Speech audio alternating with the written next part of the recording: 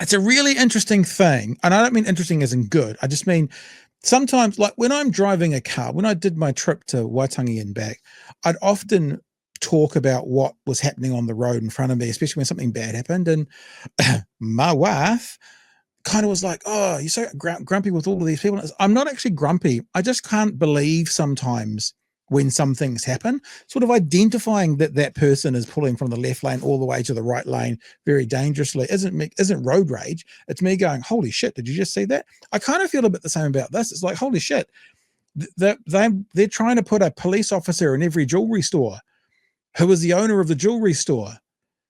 Could this end badly? And I guess that's the debate, isn't it? Could it end badly? Let's have a look at the story from One News tonight. Members of the public and retailers could soon have beefed up rights to make citizens arrests as the government looks to clamp down on retail crime. The changes would allow Kiwis to detain an alleged thief at any time of day using restraints and reasonable force to hold them. But light on detail, there are widespread concerns the reforms will put more people at risk of injury, even death. Jacob Johnson reports. When Gurdeep Singh's Auckland jewellery store was robbed by hammer-wielding thieves last year, he tried to stop them. He was attacked and left with a fractured skull. Oof. That is significant. 8 months later, he's still feeling the effects. Sometimes I get headache out of blue. Sometimes I feel down, low, tired. He says more needs to be done to empower shop owners. Retailers are very, very angry with the system and with the offenders and robbers. Now the government's planning on giving retailers like Gurdeep, and anyone else for that matter, more powers to intervene by widening the criteria for a so-called citizen's arrest. Currently, the law is confusing. In most cases of retail crime, a member of the public can only legally detain an offender if it's at night. So we're going to change that so that citizens' arrests can be made and people can be detained for any breaking of the Crimes Act at any time of the day. The minister says the proposed changes would also allow people to use restraints and reasonable force. Well, not necessarily a headlock or anything like that. It's just holding them steady. So this is where the conversation starts. So he's still talking about appropriate force. So actually, this thing may save nothing and no one, and it might cause more trouble than it's worth. So he just said, well, like not a headlock. So if you're a person trying to detain and subdue another person, how far can you go? And this coming from up the front, meaning the guy's running the place, I'm just like, I mean, to be honest, I didn't realize that citizens' arrest were so kind of not fickle, but the rulings around them were so narrow at the moment. But just advertising this, standing there with the lady who loves guns and her dark glasses, it has a sinister vibe to it, even though what they're saying is supposedly for protection for people in their shops. Chewie, what are your thoughts? I actually thought that was Neo from the Matrix. But I've been informed that I was incorrect. Look, the stuff around citizens' arrest is kind of crazy. There are some firm laws around it. That has to happen between 9 and 6 in the morning is the only time that you can make a citizen's arrest, and it can only be for something that would result in, I think it's more than 5 years in jail.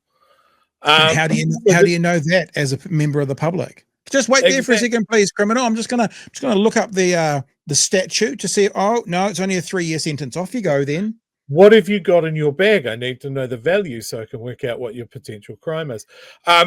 It's strange, and I think it's one of those things where people don't know where the limits of their authority or what authority that they have. I understand kind of wanting to clarify it for people. I don't think it's right in the way that it's being used at the moment.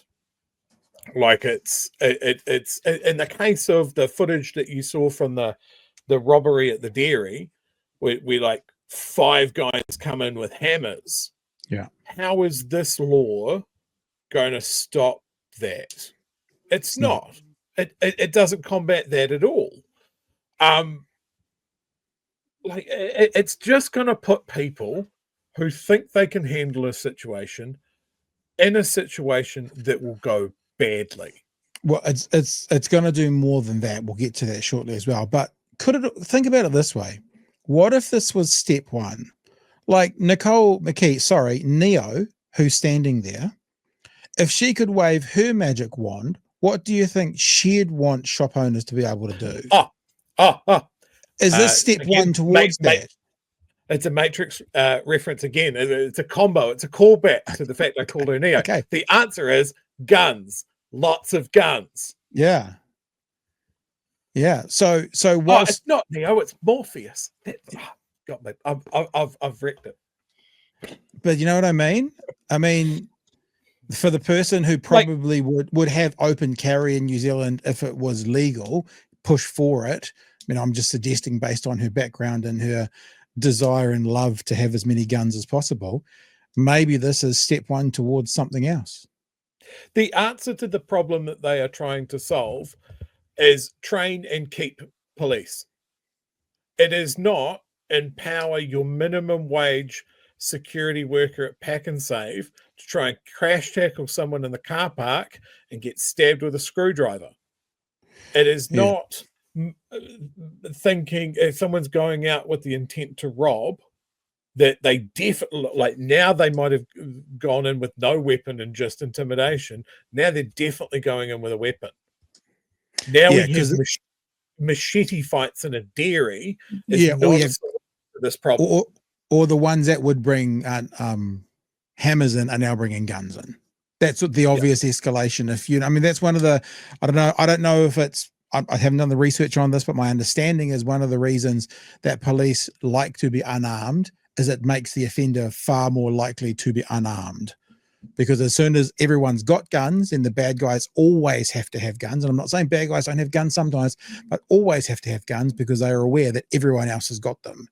So an escalation. But it's not like sole charge retailers like dairy owners don't already have a cut down baseball bat under the counter. They're not supposed to. They fucking do.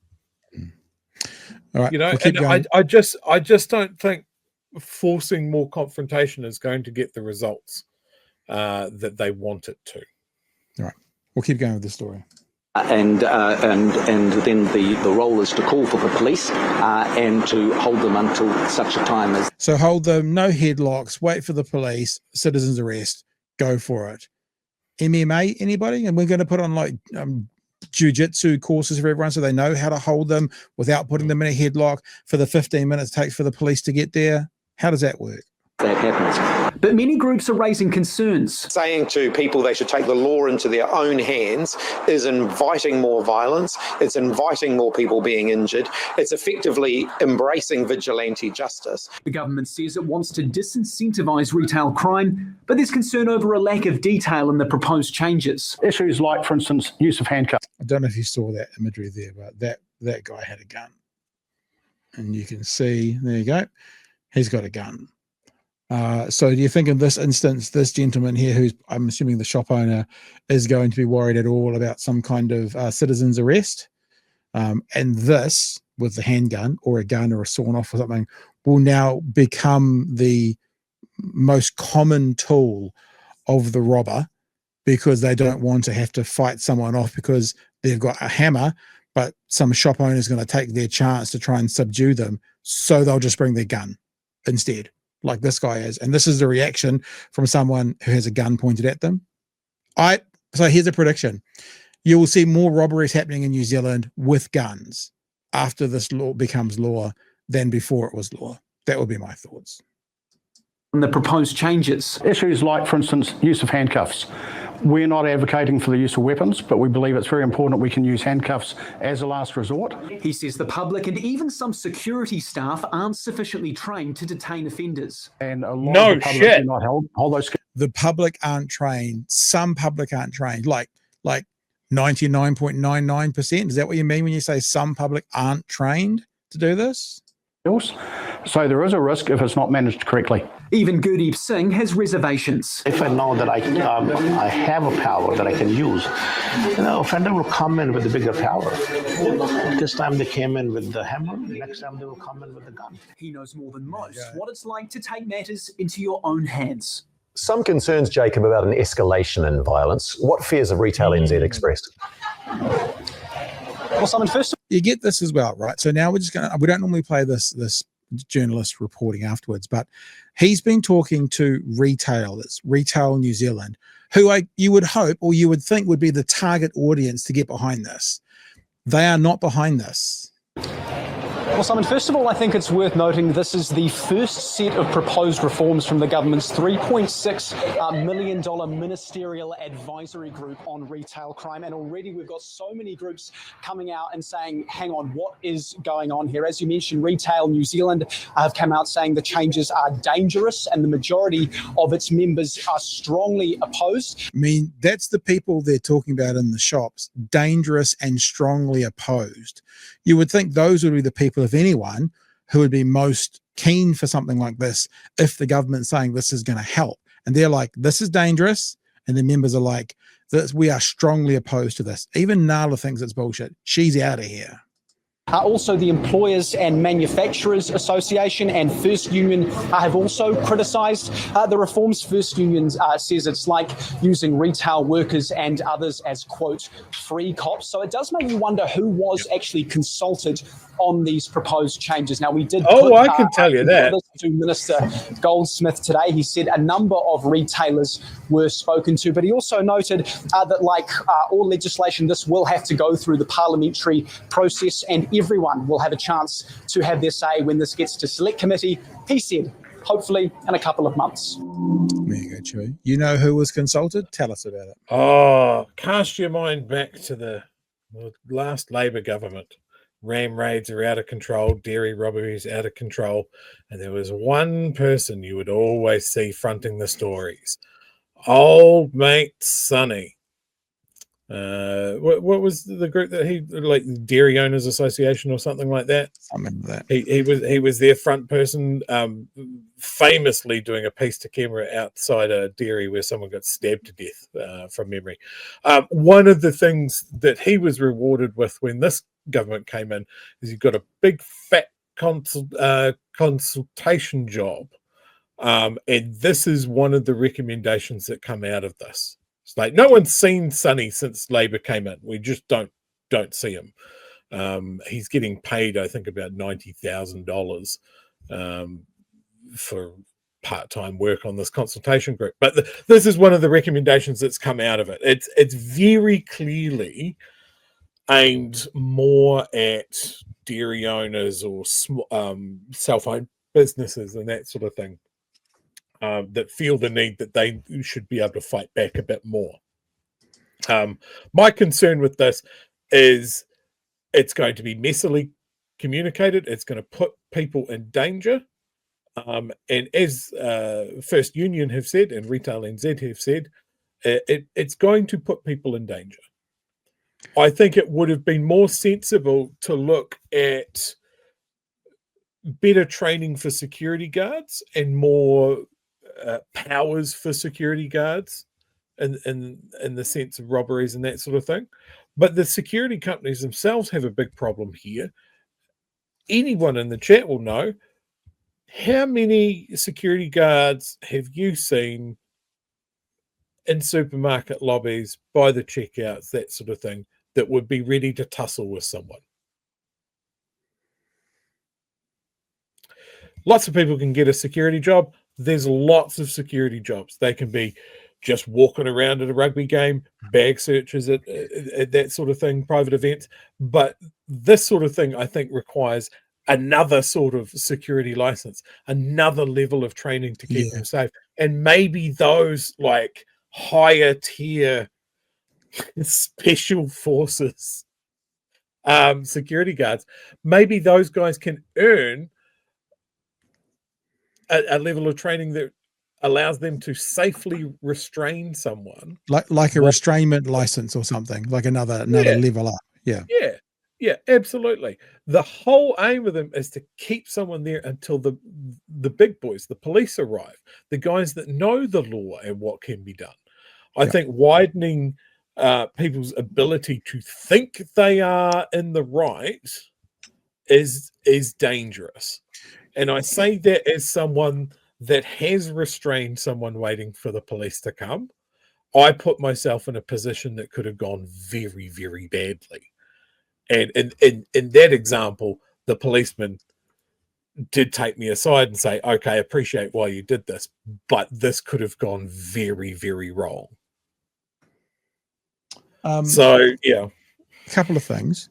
You talked before about, let me see in your bag. I want to see what the value is. I wonder if, because at the moment, basically, unless it's a private establishment like a Costco or something, and you need a membership card to be a part of it, people can't search your bag. It frustrates the hell out of me when the people at Pack and Save go, "Can I look in your bag?" Like before you're doing anything.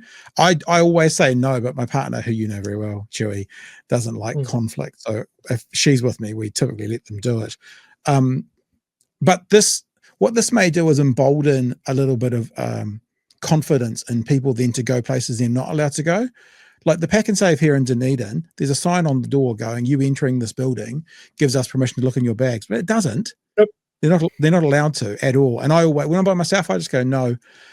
Something else that happened actually. I was at it might have been Countdown. I don't want to be unfair, and I was doing the doot thing myself, and I had two things that were the same. Say 2 bottles of water or something, and I went like this. My left hand, I went boop, and with my right hand, I put that one in. And then I went and it straight to jail. Started shouting at me. And I was like, and they were like, and they had to come look. And what I saw, I don't know if I was supposed to see this, I saw me coming up on video, swiping with my left hand and placing with my right hand. So it knew that my left hand hadn't swiped and put in, that there was a gap between the two. And it was the same item, right? It was like there were 2 of the same. So that's what they're doing at the moment to try and stop loss. I'm not going to criticize them for stopping loss, but that's the level at the moment that they're already going. I'm emboldening myself to say you might be a thief. Yeah. Look, someone said to me at the supermarket the other day, I got 2 buns or something, and they went, "Oh, can I have a look?" And I didn't think about it. I'm like, they went, they were, "What's in there?" And I was like, "Oh, there's 2 buns." And they went, "Oh, because some people put a whole loaf in, and because it's cheaper, because it looks the same shape." And I walked out afterwards and I went, "Oh, so you wanted to," I didn't say this in my thoughts. I was like, "So what you're asking me is, did I steal from you?" And that's sort of the vibe at these places now. And if you have that vibe and then an emboldened person, there's one more thing I want to show you, but you want to jump in now. So it just feels like it could go badly. I've worked in retail for a long time, and I hate shoplifters. I hate theft and that sort of thing. But I will be the first to say, you do not have to open your bag and show the contents to anyone, and nobody can stop you for saying no. That is part of your rights. If you have been seen to be shoplifting, if someone's looking at cameras, if there's a security guard following you around, they are making sure that they've got a good description, that they know exactly what you've taken and where you've put it, and that you are out of the store before they do anything. You haven't stolen anything if you put it in a bag and just wander around the store. It's stupid. The thing with the self-checkouts and the facial recognition, that is something that has gone too far. The supermarkets want to save money by not paying checkout checks and have self-checkouts. Then you have to make that decision that saving is worth the stock loss that you're going to get through there. Yeah. Most people are honest. Some people are going to put a porterhouse steak through as a brown onion. That is just the cost of the decision that you make. But if you're then going to look at everyone going through the self-checkout and maybe cack-handedly scanning a couple of water bottles or going, "Oh, this is one thing, boop, boop, in the bag," find a better option. Yeah. But we know what happens with this sort of thing is people get profiled. And what happens when it's the first, like the minor that gets crash tackled by a gung-ho security guard and fucking handcuffed? Yeah. Because that will happen. There's one other thing I want to share, and you're asking, that we were saying, who wants this? It's like the Retail Association have gone dangerous. Their members have said, it's too far. This is terrifying, what I'm about to show you. Like, it's genuinely terrifying. There is one person who was jumping up and down with thanks today, and that person was Brian Tamaki. No, but listen, you think about what we just saw at the library. This is what he says. How excited I am that Man Up is about to receive increased powers to police. Where law and order has failed, the law is better late than never. Sharing the citizens' arrest powers to be expanded amid rise in retail theft. So Brian Tamaki, who's trying to make himself the moderator of what he deems acceptable morality in New Zealand, looks like he also now wants to set himself up as the moderator as for what is legal in New Zealand now. The Man Up group are excited to receive increased powers to police, and that is terrifying. This is what happens when you come out with a bullshit piece of law and scream it from the rooftops before you've thought about it. Yeah. Before you've looked at, should we be making this more clear? Oh, no, I'm sure it'll be fine. Brian Tamaki now thinks that he's the fucking FBI.